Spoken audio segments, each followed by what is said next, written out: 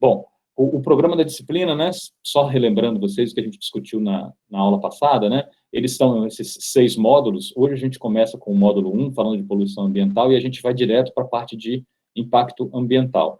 Uma das charges, né, ou desenhos, cartoons, que estão sendo muito discutidos aí na internet, é esse aí, né? A gente está falando de Covid, né? Estamos dando aula virtual nessa época, muito por conta do Covid, né? E a gente, aí essa caricatura está aí, né? Lave as mãos que vai ficar tudo bem, e só pensando no Covid, mas tem logo o que vem em seguida, que é a recessão econômica. E aí muitos têm essa profundidade, né, de olhar, né, olha, vamos sair de casa, não tem até toda essa discussão agora, que tem que acabar com o confinamento, porque a economia tem que voltar a girar e tal, mas o que tem sido muito comum na verdade, no meio científico, é essa discussão que o Covid, ele é uma marolinha, vamos dizer assim, a onda de verdade é a recessão, espere até você chegar na próxima onda, que são as mudanças climáticas, que vai ser muito pior do que Covid, ou muito pior do que a recessão econômica. Na esteira das mudanças climáticas, tem um outro fenômeno que ainda é mais importante, que pode ter consequências ainda mais graves, que seria o colapso da diversidade. E aí, colapso da diversidade é mais ou menos o seguinte, gente, a gente vai ter, e é isso que essa primeira parte do curso vai discutir muito, né? A gente vive em um ecossistema totalmente integrado. Então, mais ou menos assim, você precisa, para ter alimentação, você precisa das abelhas que polinizam as plantas, certo? Então, você, um organismo de grande porte, vai precisar de uma simples abelhinha. Mas, mais do que isso, você pode descer mais um nível ainda e pensar que sem as minhocas o solo não vai ficar adequado, ou descer mais ainda e pensar que sem as bactérias que degradam o carbono, que degradam o enxofre, que fazem a fixação disso no solo, não tem nutrientes para as plantas. Então, todo o sistema, na verdade, está integrado. E essa discussão do colapso da biodiversidade, ela tem sido, vamos dizer assim, travada em amplos fóruns. Agora a gente tem o painel intergovernamental, né, de biodiversidade e serviços sistêmicos, que, na verdade, está discutindo efetivamente isso como um risco concreto à nossa humanidade, à nossa forma de viver. Eu acho que talvez você já tenha ouvido falar no IPCC, né, que é o painel intergovernamental de climate change, né, de mudanças climáticas, discutindo mudanças climáticas. O que a gente tem também é um painel relacionado à biodiversidade. Por quê? Porque o que a gente está notando é que a sociedade como um todo, né, os pesquisadores, os países estão notando que o que está acontecendo? A gente está perdendo espécies e perdendo biodiversidade numa taxa enorme, né? Então, dá um exemplo. Nessa atividade que eu coloquei para vocês, tem um vídeo que fala sobre a situação na Alemanha, onde os agricultores têm que alugar abelhas. Por quê? Porque não acontece a polinização na lavoura deles.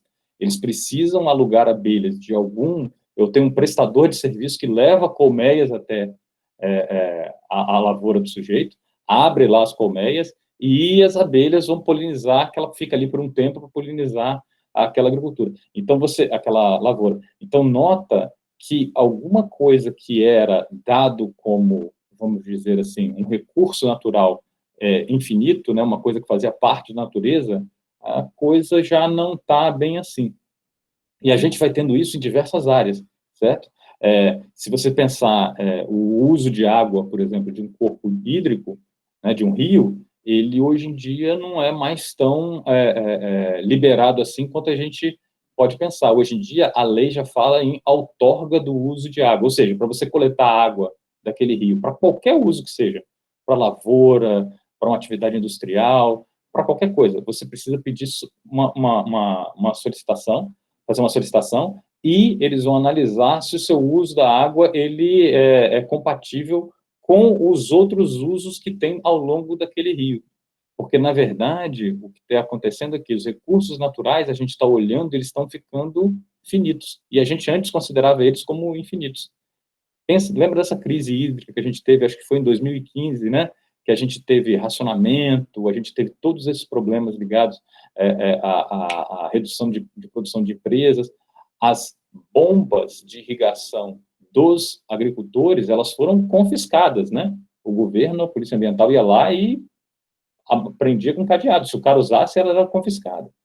Por quê? Porque justamente tinha pouca água no rio, e aí, como ia faltar água para abastecimento humano, você não podia usá-la.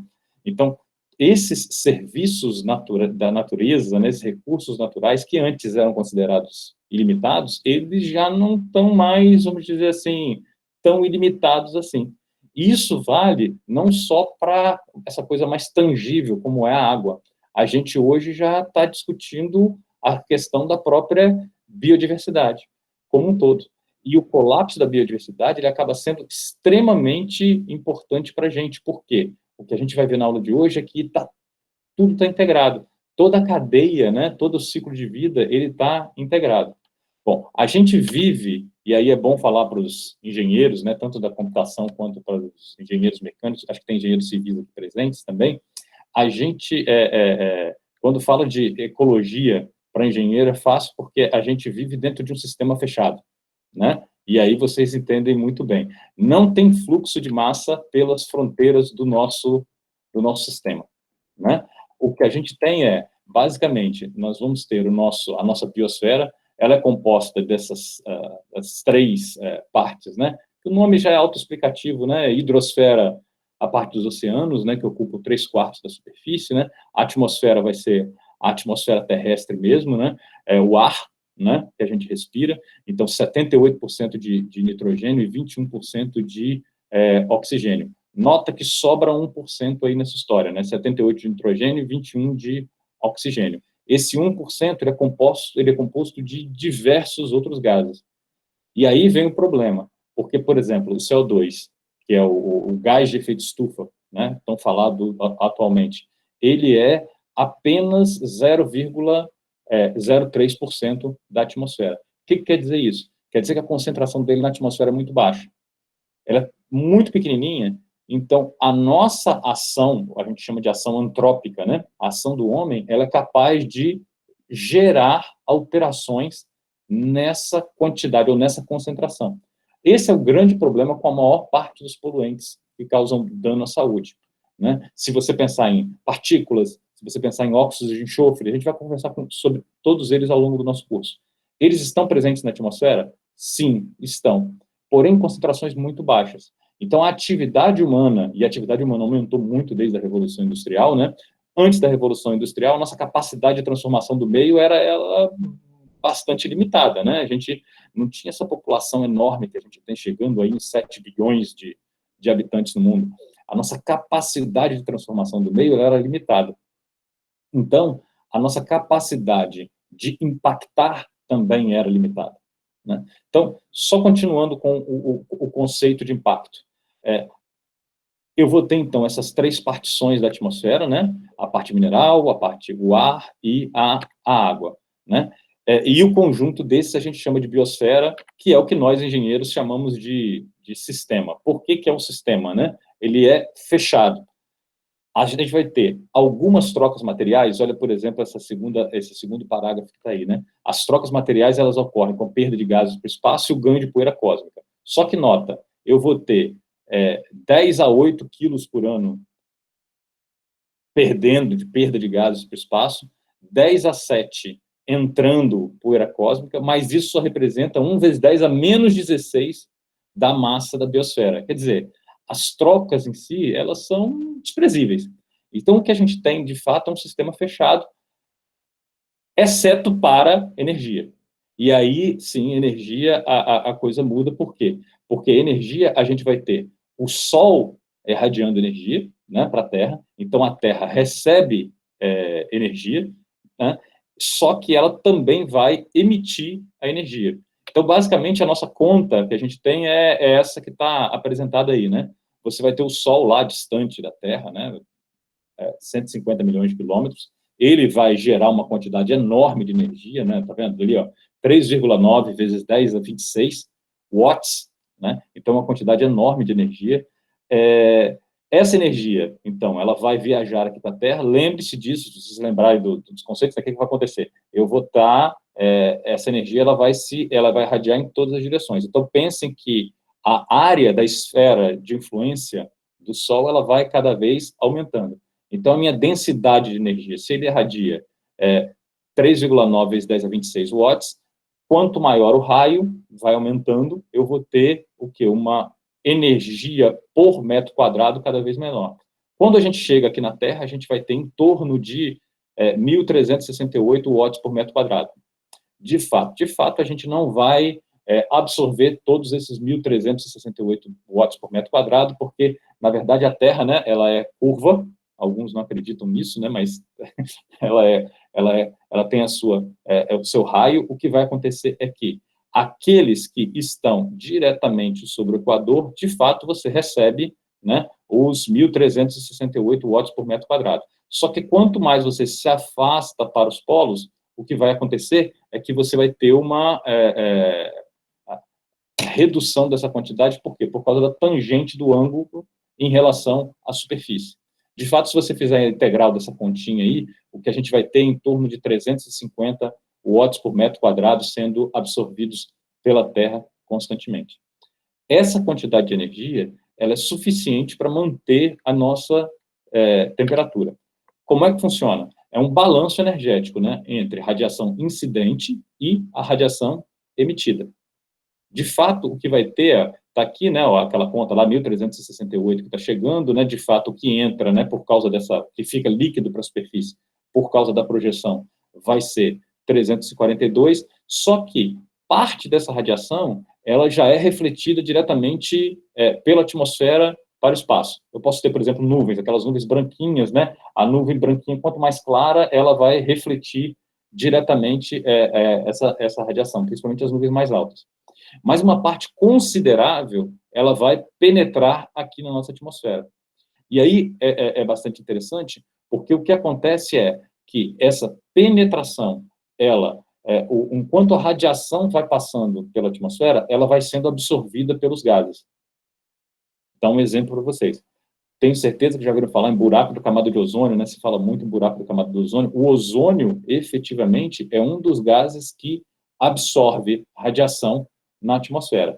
Ele tem uma característica, e cada gás vai ter uma característica um pouquinho diferente pelas moléculas deles. Os gases eles vão absorver radiação em comprimentos de onda diferentes, tá? O ozônio ele é especialmente importante para nós, seres humanos, por quê? Não só para nós, seres humanos, para toda a vida na Terra, porque ele absorve radiação ultravioleta. Eu vou falar um pouquinho mais lá na frente, quando eu entrar mais nos detalhes dos impactos ambientais, eu vou falar sobre o buraco da camada de ozônio, eu vou explicar melhor a física do problema. Mas, efetivamente, o ozônio é um gás que absorve raios ultravioleta. Então, o que acontece? Como a radiação solar tem um percentual não muito elevado de raio ultravioleta, sem o ozônio, eu teria praticamente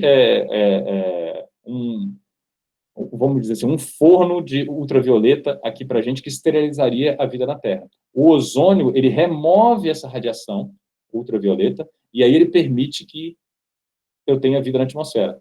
Na atmosfera, desculpa, na crosta terrestre. Cada gás vai ter efetivamente o seu papel de absorção. Estão vendo aqui, ó, o CO2. O CO2 é um dos mais importantes, porque a gente fala muito hoje de mudanças climáticas, efeito estufa, mas o CO2, mesmo naquelas concentrações baixas que ele tem, lembra que eu falei lá, 0,03%, ele é responsável pelo equilíbrio natural da nossa temperatura. Ele vai absorvendo tanto o CO2 quanto a água, quanto o óxido de nitrogênio, eles vão absorvendo a radiação que está descendo até chegar à superfície da Terra. Nesse caminho, nota, olha, eu comecei aqui com 342, eu cheguei aqui embaixo com 168, que realmente chegou na superfície da Terra. Esse percentual que chegou na superfície da Terra, ele causa o aquecimento da crosta, certo? Mas a gente vive na atmosfera, respira o ar daqui, então grande parte do aquecimento, o nosso clima hoje, ele é em sua maior parte governado por essa absorção de energia. Claro, o aquecimento da crosta também é importante. Então, eu vou ter o crescimento da crosta. Com o crescimento da crosta, eu vou ter o quê? Ah, esqueci de falar, né? Que a crosta também vai refletir um pequeno percentual de energia, tá aqui. Bom, a crosta, ela vai ser aquecida. E aí ela começa a emitir radiação. Bom, todos vocês estudaram radiação, né? O que vai acontecer é que a quantidade de energia emitida por radiação, ela vai ser proporcional ao quê? À temperatura, a temperatura, a quarta potência. Bom, a ideia, então, é que a superfície da Terra vai se aquecer e ela vai emitir radiação de volta para o espaço. O que é interessante é que, no caminho de volta, eu vou, do mesmo jeito que eu tinha uma absorção de calor pelos gases aqui na atmosfera, eu também vou ter uma absorção de calor pelos gases no caminho de volta, certo? Então, eu vou ter um aquecimento efetivo da minha superfície. O que vai acontecer é que eu vou ter, no final das contas, uma emissão líquida, tá? Lá fora, né? De alguns watts. No caso aqui, ó, 235 watts. O que está acontecendo, essa é a nossa conta atual, né? É que eu vou ter, de fato, um desbalanço entre o que está entrando e o que está saindo, até eu chegar no equilíbrio. Quando eu chego no equilíbrio, aquela é a temperatura do meu sistema. O que a gente está discutindo hoje, com toda essa questão de mudanças climáticas, como é que está esse equilíbrio? Nós estamos recebendo mais energia do que estamos perdendo, ou nós estamos perdendo mais energia do que estamos ganhando?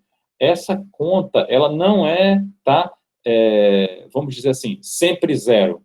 Né? O saldo, o balanço não é sempre zero. Isso não é verdade. Se você olhar ao longo dos milhares de anos, o que acontece no planeta Terra é que ele já experimentou períodos de muito calor, já experimentou períodos glaciais, e isso varia.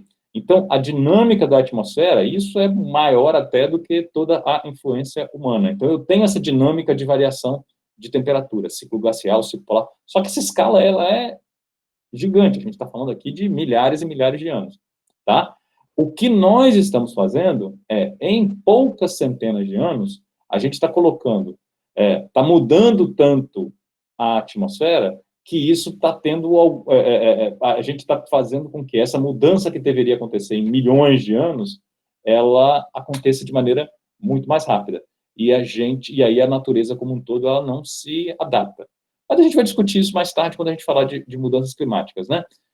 Voltando a falar aqui do nosso sistema, onde só entra e sai energia, né? Então, o nosso clima, ele acaba sendo função desse balanço de energia. Se vocês pensarem, o que vai acontecer aqui, ele vai ser, então, essa diferença de calor recebido, ela vai, por exemplo, gerar os nossos ventos, tá? Os trópicos serão muito mais aquecidos do que os polos, né? Então, você vai ter aquela história, né? Algumas correntes, né, de vento justamente das regiões mais quentes para as regiões mais frias. Também o que você pode notar é que a superfície, ela vai aquecer muito mais rápido do que o mar. Na verdade, a ideia basicamente, o sol vai chegar, vai incidir sobre a superfície é aquecida. A sólida, ela não se movimenta, então ela está parada lá recebendo radiação. Ao passo que uma superfície líquida, a parte mais aquecida, ela pode fazer o quê? Com a movimentação da água, esse calor vai ser difundido por convecção natural e ele vai se espalhar mais rapidamente. Então, o mar, ele se esquenta, ou ele distribui melhor o calor do que, por exemplo, a crosta terrestre. A gente ainda tem aqui nessa conta uma outra quantidade de energia, que é o que migra do fundo da Terra para a superfície. Ela não é muito significativa, mas ela ainda está presente. Então, a gente está discutindo aqui o quê? Um sistema que absorve energia. E a gente vive, então, dentro desse ecossistema. Esse ecossistema, então, a gente pode falar no seguinte: a gente vai ter os fatores que a gente chama de abióticos e nós, né? Os organismos, né? Que habitam esse sistema, as comunidades bióticas. Lembra desses nomes, porque esses nomes são definições que eles são interessantes e eles volta e meia aparecem. Decorar os nomes não é tão importante para vocês entenderem os problemas, mas é interessante para vocês conseguirem captar os assuntos que aparecem sobre esse problema. Na verdade, então, voltando aqui à nossa história. Então, o que são esses fatores abióticos? Fatores abióticos, bom, o nome já está dizendo, né? Abióticos, não tem vida, né? Eles vão ser, por exemplo, temperatura, falta de água, ou não, né? Ou existência de água, né? Então, nós, seres vivos, vamos nos adaptar em uma determinada região, né? Aos fatores abióticos que nos cercam. Por exemplo, aquela história lá do urso polar que está morrendo lá no Polo Norte porque o gelo está derretendo. E ele antes andava em cima de camada de gelo, agora que o gelo está derretendo, ele está tendo que nadar e não está conseguindo caçar as focas direito. Tá. Isso é o quê? Isso é uma alteração dos fatores abióticos. E aí a população que vive lá naquela região, ela vai ter que se adaptar. Alguns vão se adaptar, ou seja, ou o urso vai aprender a nadar, né? Ou ele vai ficar extinto. Esse é o grande problema lá da tal da extinção, do colapso da biodiversidade, tá, gente? O que está acontecendo aqui, em vários lugares, essa alteração que nós estamos fazendo, eu não estou falando só de mudanças climáticas, não. A gente pode estar falando aqui de qualquer ação antrópica, né? Porque quando a gente fica falando de mudanças climáticas o tempo todo, a gente fica pensando mais em impactos de escala global. Mas não necessariamente eu tenho impactos de escala global. Eu tenho impactos também de escala local. Exemplo, você vai instalar uma determinada indústria, não precisa nem longe, aqui em Vitória. Essa indústria, ela vai gerar o quê? Um certo impacto. Esse impacto pode ser o quê? Poluentes atmosféricos, podem ser poluentes hídricos. Conforme o tamanho dessa fonte, né, de poluição, ela pode gerar um impacto local, né? Pensa assim, quer ver? Acho que mora em Vitória já passou ali do lado da Chocolates Garoto, né? Aí tem aquele cheiro de cacau, chocolate, né? Que a gente fala, que cheiro bom. Ó, cheiro bom para você que passou ali de vez em quando, né? Imagina você morando ali com aquele cheiro constante. Aquilo ali pode ser se tornar um quê? Um incômodo, um impacto ambiental. Essa definição de impacto, ela passa muito por isso, né? Causar algum dano, alguma alteração em relação ao usual, né? Nesse caso, causar algum dano, causar alguma alteração em relação ao original, aquele cheiro faz mal? Não, provavelmente não. Mas ele causa incômodo. Então, esse impacto, ele pode ser de escala local, né, como eu falei, né, ali só na vizinhança da Chocolate Garoto, ou a gente pode estar discutindo coisas como essa mudança climática, que vai ter um impacto em todo o planeta, né? Bom, fica mais fácil da gente enxergar essa questão de impactos quando a gente pensa que a gente vive num ciclo fechado, né, num sistema fechado.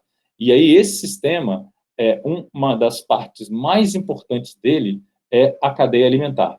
E aí, vou explicar de novo com um exemplo, tá? Lembra do rompimento da barragem de Mariana, né? A barragem da Samarco, estão lembrados disso? A barragem de Fundão, ela rompeu, e aí ela jogou todos aqueles sedimentos, aqueles resíduos de mineração, que não é nada muito diferente. Basicamente, você faz o quê? Você minera para tirar o minério de ferro, né? Você mexe a terra, pega o minério de ferro e devolve os rejeitos para um reservatório onde você vai armazenar todos aqueles resíduos. Basicamente, o que é? Vai ser aquela terra que foi manuseada, né? Todos aqueles resíduos, né? O que sobrou da sua atividade de mineração. Aqueles resíduos, quando a barragem rompeu, aqueles resíduos foram parar no rio. Obviamente que o primeiro impacto que a gente está falando aqui é aquele monte de resíduo caindo no rio. Todo mundo viu as imagens na época, né? Vem igual uma onda, uma tsunami de lama, né? Destruindo tudo. Então, você tem um primeiro impacto que é efetivamente causado pela destruição.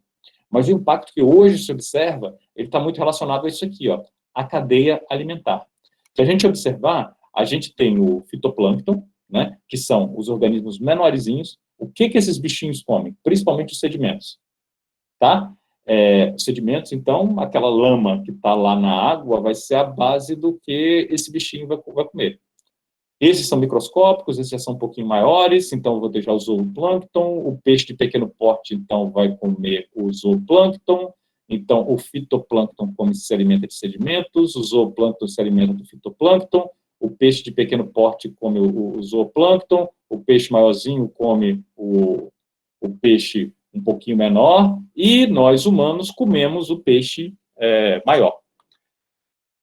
E aí a parte interessante, nesse desastre de Mariana, a gente observou que amostras de peixe coletadas aqui no mar, aqui em Vitória, tinham percentuais de metais pesados muito maior do que tinham originalmente. Daí foi aquela confusão toda, porque proibiu de pescar, não é isso? Proibiu-se de comprar a pesca de camarão, não podia vender camarão aqui em Vitória. E por quê?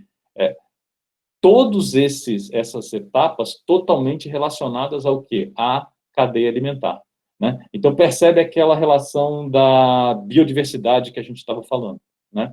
Nós, seres humanos, está vendo aqui, ó, esse slide está mostrando que a nossa cadeia alimentar, de maneira geral, ela vai ter 3 níveis. Né? Eu vou ter os decompositores, os produtores e os consumidores.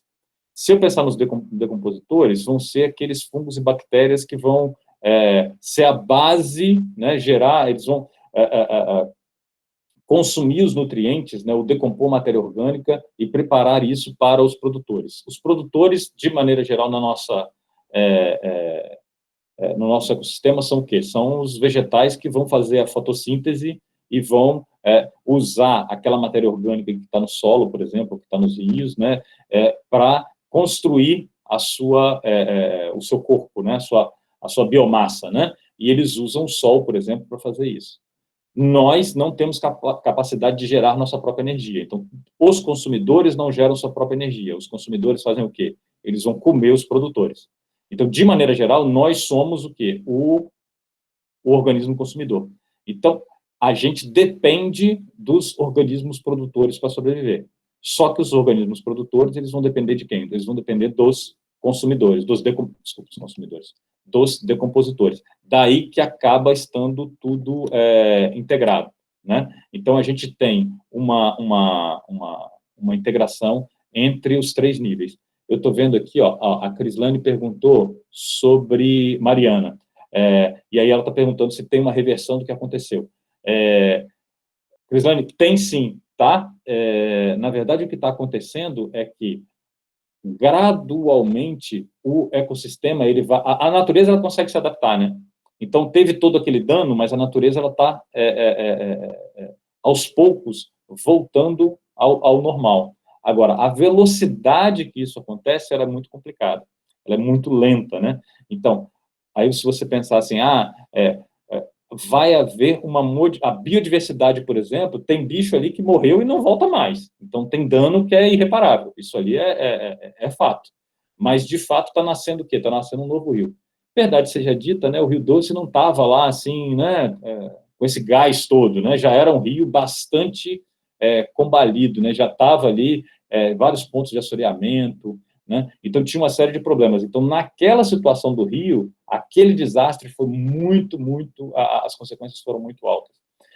Eu vou, um dos materiais que eu vou disponibilizar para vocês, eu pedi para o professor Alex, que está coordenando justamente o grupo de trabalho que faz o estudo de impacto ambiental sobre a biodiversidade, ele preparou uma aula, uma palestra, não é bem uma aula, é uma palestra para vocês, ele já mandou material, vai ser o próximo material, um dos próximos materiais que eu vou disponibilizar para vocês, justamente discutindo isso, né?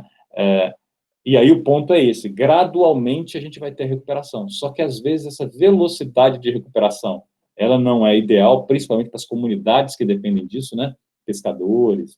Você tem, em Mariana hoje, você está tendo um efeito muito ruim, aí eu estou indo lá para Mariana mesmo, lá em Minas Gerais, para as comunidades, porque muita gente, na época do acidente, ficou sem trabalho.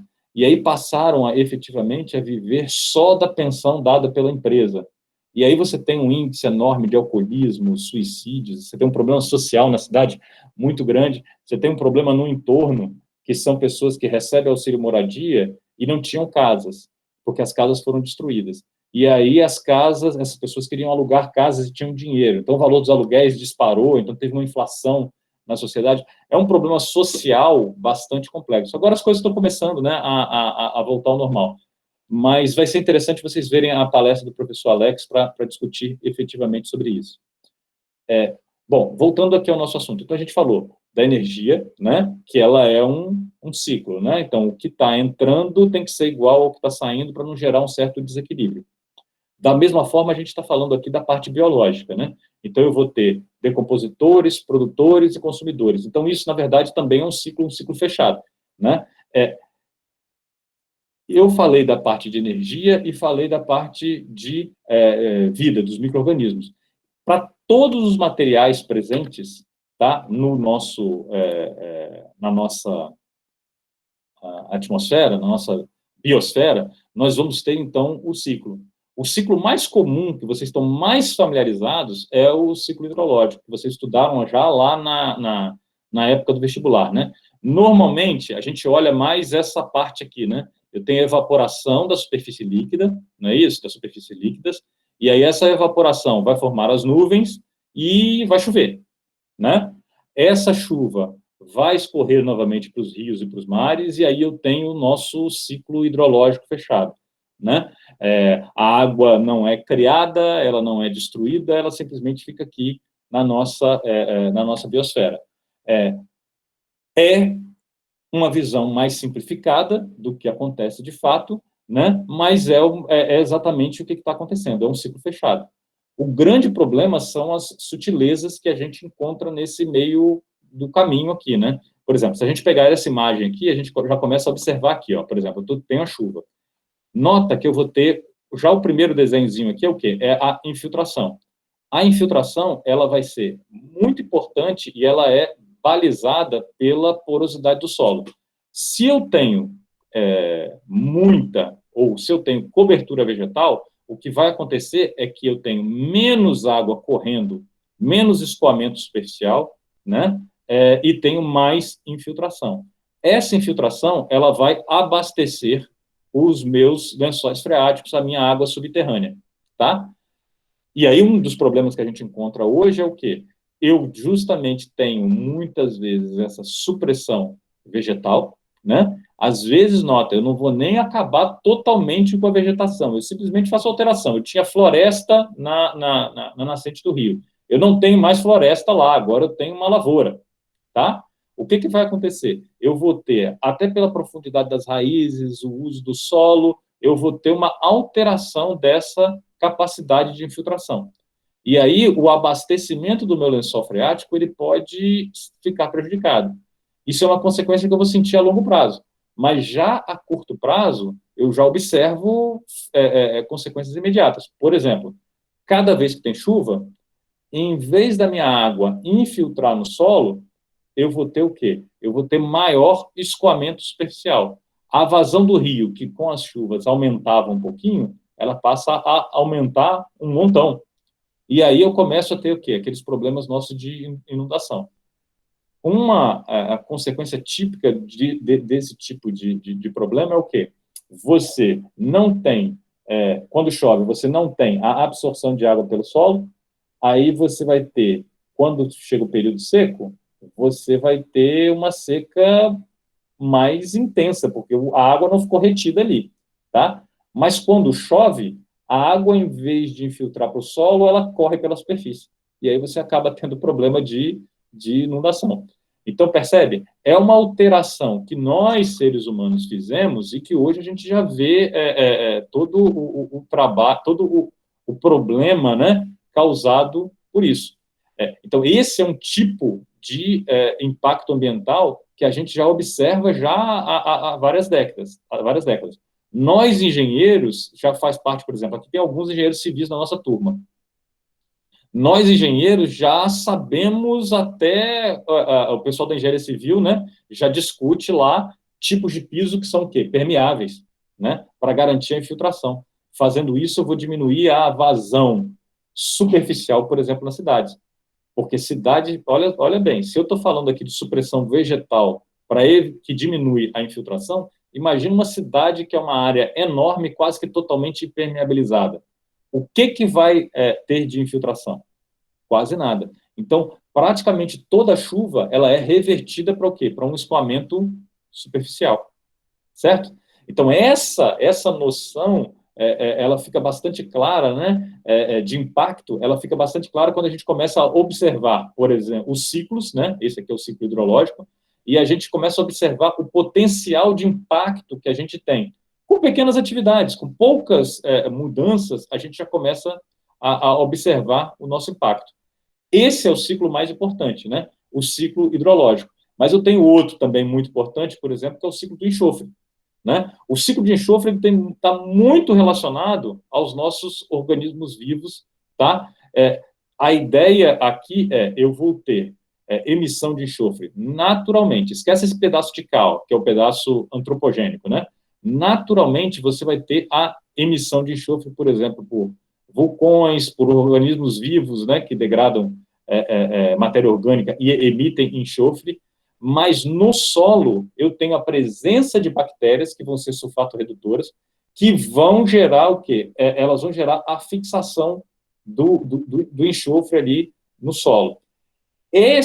Todo esse processo de decomposição, né, essas bactérias, elas são bastante conhecidas da gente, né? Elas vão, por exemplo, por que eu tenho tanto enxofre lá no petróleo, nos nossos combustíveis fósseis, né? Tem a ver com a decomposição dessa matéria orgânica mesmo. A gente conhece muito bem o enxofre da decomposição da matéria orgânica quando a gente fala de estação de tratamento de esgoto. Basicamente, na estação de tratamento de esgoto, o que a gente faz? A gente tem um efluente hídrico, bastante rico em matéria orgânica, né? Não preciso especificar, né? Mas a ideia básica essa matéria orgânica vai para uma estação de tratamento. Nessa estação de tratamento, eu tenho um processo biológico que são o quê? São micro-organismos que vão degradar essa matéria orgânica. Basicamente, eles vão se alimentar de matéria orgânica. Se forem, por exemplo, uma degradação anaeróbia, hoje em dia os processos de tratamento de esgoto têm vários processos anaeróbios. Então, o que vai acontecer? Os organismos vão se alimentar dessa matéria orgânica e eles vão produzir, exemplo, metano e H2S. H2S é aquele cheiro ruim de esgoto, né? Tem um cheiro de ovo podre. Esses caras são emitidos para a atmosfera, né? Então, eu vou ter... E esse processo, ele acontece naturalmente na degradação de matéria orgânica. A gente usa esse processo para, por exemplo, tratar esgoto. O nosso problema... Então, essa parte do ciclo aqui, ó, do lado de cá, ela já acontece há milhares, se não milhões de anos, tá? O que muda com a nossa presença é que a gente começa a introduzir alguma coisa diferente. Por exemplo, os combustíveis fósseis que levaram anos e anos pela degradação dos micro-organismos para ir parar lá nas camadas profundas da Terra, a gente ficou muito eficiente em cavar buracos, cavar poços, que vão chegar lá a 3 quilômetros de profundidade, tirar esse combustível lá de baixo, trazer aqui para cima e efetivamente queimar esse combustível para obter energia. Nosso grande problema aqui é justamente esse, porque no caso do ciclo de enxofre, o enxofre estava aqui embaixo, estava imobilizado. Quando eu queimo um combustível com alto teor de enxofre aqui em cima, eu vou jogar esse enxofre para a superfície da Terra. Esse problema é o ciclo do enxofre, eu vou ter ciclo de nitrogênio, ciclo do fosfato. Cada um deles, eu vou ter, cada um desses nossos, a gente está falando agora de matéria, né? Lembra que eu falei para vocês que é um sistema fechado. A gente vai ter, e cada um deles vai ter o seu papel importante como nutrientes ou como elementos tóxicos para a atmosfera. O importante aqui é a concentração. Se o solo precisa de ter nitrogênio, por exemplo, para as plantas crescerem, se ele tiver nitrogênio demais, já começa a se tornar tóxico. Então, aquilo que é tido como um nutriente em alguns momentos, ele pode se tornar um poluente. Esse exemplo do nosso combustível fóssil, que a gente extrai lá do fundo das camadas profundas da crosta e traz aqui para cima, ele é muito mais claro quando a gente está falando aqui do ciclo do carbono. Porque aí a coisa fica muito mais clara. Vamos tirar o lado de cá, tá? Da nossa ação antrópica, né? O poço de petróleo, o combustível fóssil. O ciclo de carbono, ele já está aí, ele já existe desde que o mundo é mundo, desde que a gente tem vida baseada em carbono nesse planeta, né? A gente vai ter, efetivamente, a matéria orgânica, pode ser animal, vegetal, né? Ela basicamente, lembra daquilo que eu falei, né? Você vai ter os micro-organismos, né? os decompositores, né, que vão decompor a matéria orgânica. Essa matéria orgânica vai servir de alimento para os organismos geradores, né? Os organismos geradores de energia, né, os produtores, eles vão usar o CO2 que está na atmosfera para fazer fotossíntese e crescer. A gente não, né? A gente também, né? Mas os animais, os produtores, vão se alimentar desses organismos, e a vida caminha até que o quê? Até que eu vou ter a morte desses animais, ou a morte desses vegetais, que vão se tornar matéria orgânica, a matéria, porque eu vou ter os decompositores, e esse ciclo continua, né? Ao longo de milhares e milhares de anos, eu tenho o quê? Essa matéria orgânica formou os sedimentos, né? Então, a gente vai ter lá depósitos de óleo, gás, carvão. Esse óleo, gás, esse combustível fóssil, ele é nada mais, nada menos do que o quê? A matéria orgânica decomposta, né? Então, eu vou ter esses bolsões de matéria orgânica decomposta que estão lá nas profundezas. O que nós ficamos muito eficientes em fazer nos últimos anos? Bom, a gente conseguiu, como eu falei, né, cavar buracos cada vez mais fundos, né? Aqui no Brasil, nós somos especialistas em águas profundas, né? Então, a gente não cava buraco só na terra, a gente também cava buraco no mar. Então, a gente tem lâmina d'água de 3.000 metros e cava mais 1.000 metros para baixo para conseguir tirar o petróleo lá do fundo. E aí a gente traz todo esse carbono que estava imobilizado lá nas camadas mais profundas, a gente começa a queimar esse carbono para gerar energia. Nosso problema grande aqui, deixa eu ver se eu consigo escrever aqui, aqui do lado, né? Bom, desde lá do segundo grau, vocês aprendem, né, que a gente gera energia como? Você vai pegar um hidrocarboneto, vai pegar o oxigênio que está na atmosfera e vai gerar CO2. Nossa, desenhar com mouse é terrível, hein? CO2 mais água. O que acontece com essa reação? Esse daqui é o que seria o ideal, não é? Eu estou pegando todo o carbono aqui do meu hidrocarboneto e estou convertendo ele em CO2 e água. Essa seria a minha reação perfeita. Só que estão lembrados do meu slide anterior, onde eu estava falando, por exemplo, do ciclo do enxofre? Lembra que eu tenho enxofre nos meus combustíveis fósseis. Então, se eu possuo enxofre no meu combustível fóssil, eu vou acabar tendo aqui do lado de cá um pouquinho de enxofre. O que vai acontecer é que eu vou ter também a emissão de óxidos de enxofre. Em vez de SO2, ficou parecendo uns 50, né? Mas, então, os meus óxidos de enxofre, eles também vão ser emitidos. E todos os outros contaminantes que, porventura, eu tiver aqui no combustível, eles vão acabar também aparecendo aqui na atmosfera. Interessante é que eu não posso pensar só que eu tenho os contaminantes do combustível, porque eu tenho o oxigênio, ele também não está puro no ar, né? Ele tem o nitrogênio aqui. E o nitrogênio, apesar da gente aprender que ele é estável na nossa temperatura ambiente. A altas temperaturas, ele também vai oxidar. E esse cara aqui, esses óxidos de nitrogênio, ele faz muito mal à saúde. Então, nota que grande parte do nosso problema relacionado ao impacto da queima de combustíveis fósseis, ele está relacionado aos contaminantes no combustível fóssil. Aí você fala, opa, nós podemos usar, então, gás natural, porque gás natural quase não tem esses sujeitos aqui, ó, o enxofre, a contaminação do combustível. Mas eu ainda tenho a contaminação do meu comburente, que é o ar atmosférico. E aí eu vou gerar metano, eu vou gerar CO2 e água, mas eu continuo gerando esse sujeito aqui. E aí entra a nossa engenharia. A gente aprendeu ao longo do tempo a gerar equipamentos ou gerar processos que a gente consegue reverter esses efeitos. Por exemplo, para a geração de NO2, o que a gente consegue fazer para evitar a oxidação do óxido de nitrogênio por exemplo, os nossos veículos automotores, eles têm os catalisadores. onde os catalisadores eles vão basicamente tentar transformar esse cara aqui, o NO2, de volta no nitrogênio. Para tentar resolver o problema do enxofre no combustível, eu tenho tratamentos do combustível justamente para tirar o enxofre dele e aí reduzir a nossa emissão.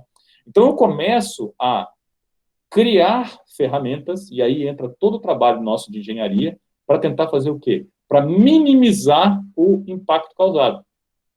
Então, uma série de linhas de trabalho que a gente vai ter, do mesmo jeito, lembra quando eu falei lá na questão na engenharia civil, no ciclo hidrológico, que os engenheiros civis vão, por exemplo, trabalhar para tentar minimizar, aumentar a permeabilidade dos solos. Quando eu vou discutir na engenharia mecânica, eu começo já a tratar processos de, por exemplo, melhorar o meu processo de combustão. Esse é um trabalho típico dos engenheiros mecânicos, trabalhando lá nos ciclos térmicos, por exemplo, trabalhando nos catalisadores, trabalhando efetivamente nos processos de controle. Então, o engenheiro, o meio ambiente, ele não está tão distanciado assim da nossa atividade básica de engenharia. Se a gente for pensar, então, trazer para a engenharia da computação, aí a gente aumenta muito a gama, né? Porque hoje em dia os processos de controle estão totalmente relacionados à engenharia de computação. E aí, hoje em dia, os controles de processo, eles são totalmente responsáveis por quê? Por garantir que esse processo aqui, ele ande de maneira adequada, que é o nosso principal processo gerador de energia.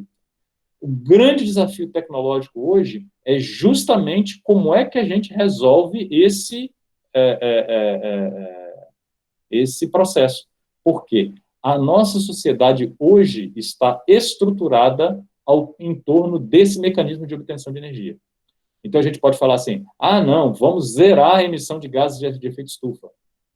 Como? A gente tem energias renováveis, viáveis, a um custo adequado para a gente fazer essa transição? A gente pode simplesmente... Quer ver uma solução simples e está muito próxima da gente? Se no lugar de... eu não posso parar de queimar combustível e hidrocarbonetos aqui para movimentar os meus veículos.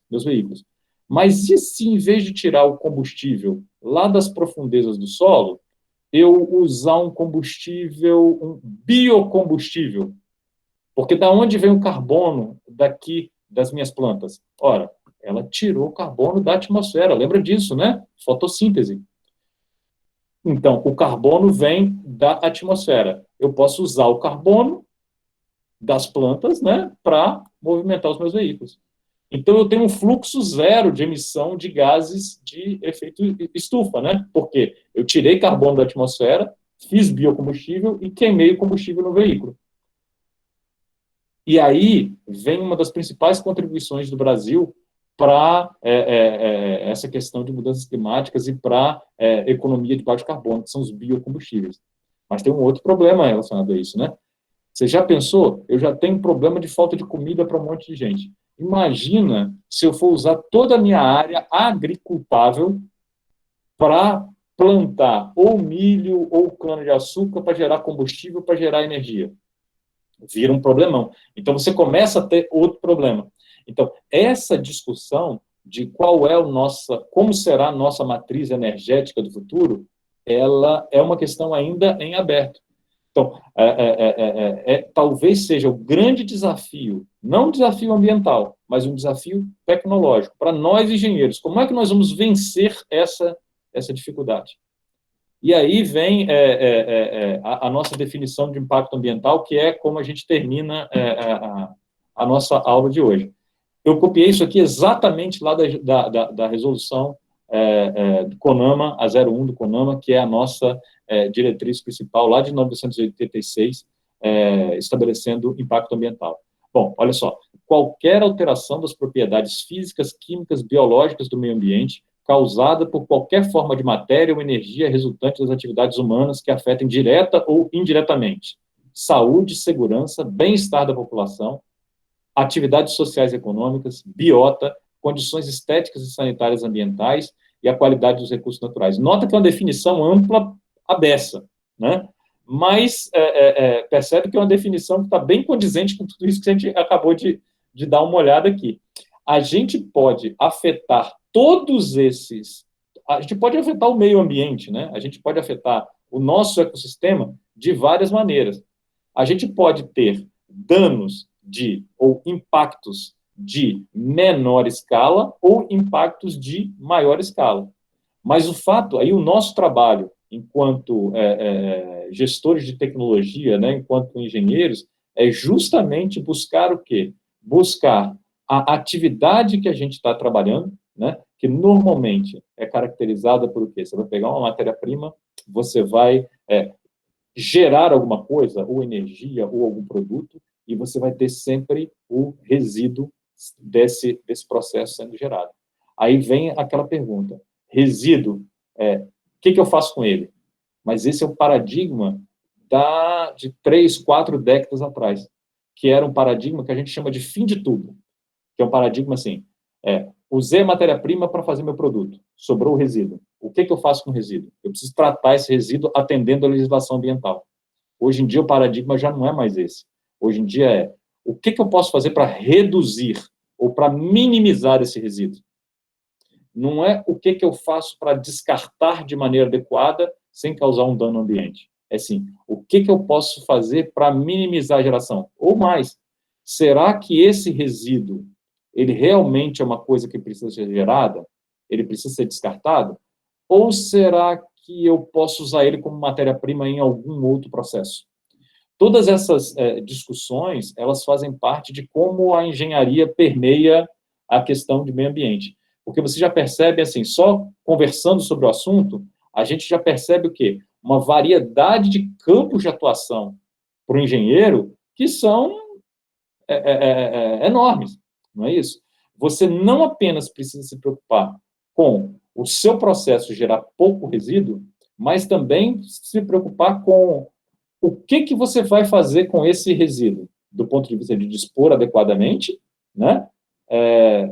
Preservando o meio ambiente, ou até mesmo será que eu posso reaproveitar? Ou será que, para o pessoal da engenharia da computação, será que eu posso ter um controle de processo tão adequado, ou mais adequado, que eu vou minimizar a geração desse resíduo? Então, nota que tudo isso está relacionado ao processo. E aí a gente agora vai começar a fazer o seguinte, na próxima aula, a gente vai começar a conversar um pouco mais sobre impacto ambiental. E aí eu vou dar alguns exemplos de impacto ambiental, e aí a gente vai aprendendo o conceito com base nesses exemplos. Então, nas próximas aulas eu vou mostrar exemplos, né, de impacto ambiental, e aí a gente vai trazendo os conceitos, vai trazendo a engenharia para dentro da lógica do problema. Logo em seguida, depois de discutir a questão do impacto ambiental, aí a gente já começa a falar sobre a questão de como funciona esse desenvolvimento econômico versus essa preservação do meio ambiente, que é justamente onde é que está a engrenagem de trabalho do engenheiro, o campo de atuação do engenheiro.